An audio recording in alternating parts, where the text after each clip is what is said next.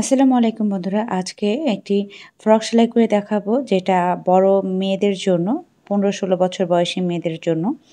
আর এটা বুকে কুচি লাগানোর ব্যবস্থা আছে। তাই আজকে এই সেলাই ভিডিওটি আপনাদের সাথে শেয়ার করব। এর কাটিং ভিডিও অলরেডি আমি আপলোড করে দিয়েছি। চাইলে পেজে ভিজিট করে দেখে নিতে পারেন। আজকে এখানে যে ফ্রকটা আমি সেলাই করছি তার পেছন পাশে মানে ফ্রকটির ওপরের পার্টে পেছনে চেইন সিস্টেম হবে, যেটার কাপড়টাকে আমি সুন্দর করে এখন মুড়িয়ে নিচ্ছি। ভিডিওতে দেখে বুঝতেই পারলেন যে আমি কিভাবে ভাঁজটা করলাম। দুটো কাপড়কে আমি একে অপরের অপোজিট ডিরেকশনে বসিয়ে নিয়ে কাপড়টাকে মুড়িয়ে নিয়েছি। আমি কাটিং করার সময় যতটুকু মার্জিন রেখেছিলাম চেইন অ্যাটাচমেন্টের জন্য, আমি অতটুকু কাপড় অ্যাটাচড করে নিয়ে মানে মুড়িয়ে নিয়েছি। আর এই যে চেইনটাকে আমি চিহ্ন দিয়ে নিলাম কতটুকু পরিমাণ আমি অ্যাটাচড করব।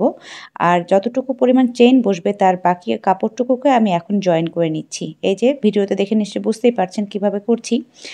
এই যে এই পর্যন্ত আমি সেলাইটা করে নিয়ে আবারও সেলাইটাকে ঘুরিয়ে ব্যাক করব যেখান থেকে স্টার্ট করেছিলাম।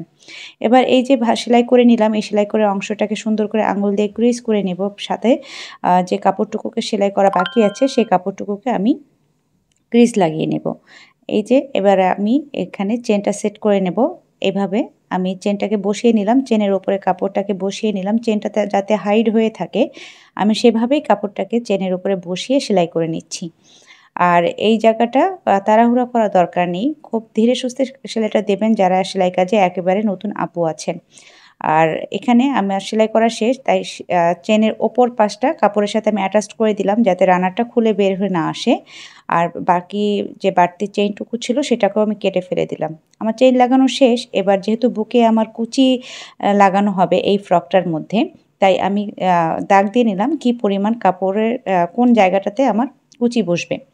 এবার শোল্ডারের অংশটাকে জয়েন করে নিচ্ছি। সেমভাবেই কিন্তু আমি দুটো শোল্ডারকে একসাথে জয়েন করে নেব। আর এখানে এই মানে শোল্ডারের জয়েন্ট বিষয়ে অনেক কয়টা ভিডিও আমার আপলোড করা আছে, মানে রিলস ভিডিও আপলোড করা আছে, চাইলে দেখে নিতে পারেন। আমার পেজটা একটু ভিজিট করবেন। বিভিন্ন বিষয়ে আমি ছোট ছোট রিলস আকারে অনেক ভিডিও আপলোড দিয়ে রেখেছি। আপনারা যারা নতুন আছেন কাজে তারা যদি ভিডিওগুলো দেখেন আশা করি আপনারা একটু হলেও আইডিয়া পাবেন। আর এখানে আমার যেহেতু গলাতে পাইপিং সেট করতে হবে, আমি একটা 22 স্টেপ নিয়ে নিয়েছি। 22 স্টেপ কীভাবে কাটিং করতে হয় তারও কিন্তু অনেক সহজ সহজ কিছু ভিডিও দেওয়া আছে, একটু দেখে নেবেন প্লিজ যারা নতুন আছেন সেলাই কাজে। 22 স্টেপটাকে সুন্দর করে গলার অংশে আমি সেলাই করে নিলাম। এবার এটাকে দুবার মুড়িয়ে নিয়ে এর সাইড ঘেঁষে ঘেঁষে আমি এটাকে 22 স্টেপটাকে মানে পাইপিংটাকে লাগিয়ে নিচ্ছি। পাইপিংটা কিন্তু আমি উল্টে সোজা পাশে বসিয়ে নিচ্ছি, মানে আমার এখানে পাইপিংটা সোজা পাশে সেট হবে। এবার গলার অংশে আমি কুচিটাকে লাগিয়ে নেব, যেটা আমি আ প্রথমে দাগ দিয়ে রেখেছিলাম। আর কুচির জন্য আমি এখানে ১২ ইঞ্চি পরিমাণ লম্বা কাপড় নিয়েছি।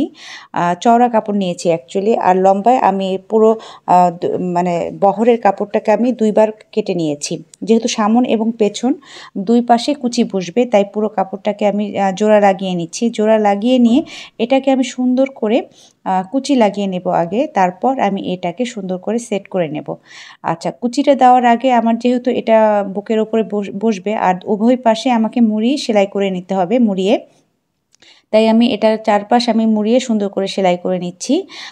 আপনারা এই সেলাইটা একটু ধীরে ধীরে দিবেন কারণ এটা যেহেতু বুকের ওপরে থাকবে এবং সেলাইটা দেখা যাবে, তাই এটার একটু সুন্দর করে দেওয়ার চেষ্টা করবেন। এই পর্যায়ে আমি কিন্তু কুচিটাও একবারে দিয়ে দিচ্ছি, কারণ আমার কুচিটাকে মানে আগে সেট করে নেব, তারপর এই কুচি দেওয়া কাপড়টাকে সুন্দর করে ফ্রকের বুকের ওপরে আমি বসিয়ে দেব।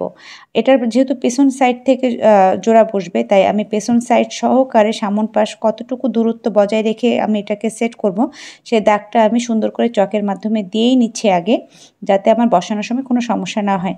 এই যে আমি পেছন সাইড থেকে শুরু করছি, এই যে ওপেন সাইডটা আমি পেছনে রাখছি। আর এই সেলাইটা একটু মানে একটু ধীরে ধীরে দিতে হবে, যেহেতু এটা উপরে বুকের ওপরে দেখা মানে থাকবে, ডিজাইন হিসাবে থাকবে, তাই এটা একটু নিখুঁতভাবে করার চেষ্টা করবেন। ভিডিওতে আমি একটু তাড়াতাড়ি দেখাচ্ছি যাতে ভিডিওটা খুব বেশি লম্বা না হয়ে যায়। আপনারা দেখে নিশ্চয়ই বুঝতেই পারছেন আমি কিভাবে করছি। আমি যে দাগটা দিয়ে রেখেছিলাম সে দাগ বরাবর আমি কিন্তু এই কুচিগুলোকে সেট করে নিয়েছি।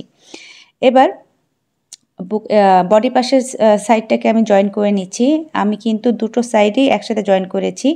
আমি যে মাপটা ধরে আমি কাপড়টাকে কাটিং করেছিলাম, এখানে আসলে সেলাই ভিডিওতে মাপটা বলা খুব বেশি জরুরি না। কারণ আমি মনে করি আমি তো যখন কাটিং করেছি আমি কিন্তু টোটাল মাপটা বলেই দিয়েছি। সেলাই ভিডিওতে আসলে বিষয়টা হচ্ছে সেলাইটাই দেখা, যেটা কোন অংশ পরে কোন অংশটা আমি জয়েন করছি এবং কিভাবে করছি সেটাই হচ্ছে মেইন বিষয়। আর আপনারা এখানে আপনাদের কামিজ বা ফ্রকের মাপ অনুসারে কাজটা করে নেবেন। আচ্ছা, এখানে আমি নিচের ঘেরের অংশটাকে সেলাই করে নিয়ে সেটাকেও কুচি দিয়ে নিয়েছি এবং এই কুচিটাকে বডি পার্টের সাথে আমি জোড়া লাগিয়ে নিচ্ছি। আর এই বিষয়গুলো আমি অলরেডি অনেক কয়টা ফ্রকের ভিডিওতে দেখিয়েছি, তাই এখানে ডিটেলভাবে কিছু বলছি না। যেটা ভিডিওতে দেখে বুঝতেই পারছেন আমি কাজটা কিভাবে করছি। অলরেডি কিন্তু আমি অনেক কয়টা ছোট, ছোট ফ্রকের ভিডিও দিয়েছি, যেগুলোতে আমি সুন্দরভাবে ডিটেলভাবে দেখিয়েছি।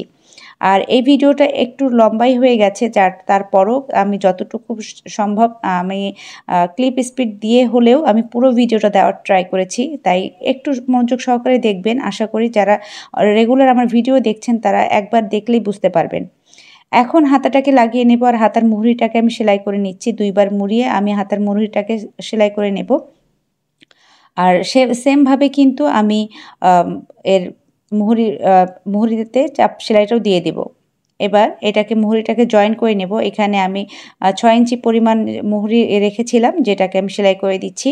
আপনারা আপনাদের মুহুরির মাপ অনুযায়ী সেলাই করে নেবেন। এবার এই হাতাটাকে সোজা করে নিয়ে জামার বগলের সাথে সেট করে নিচ্ছি।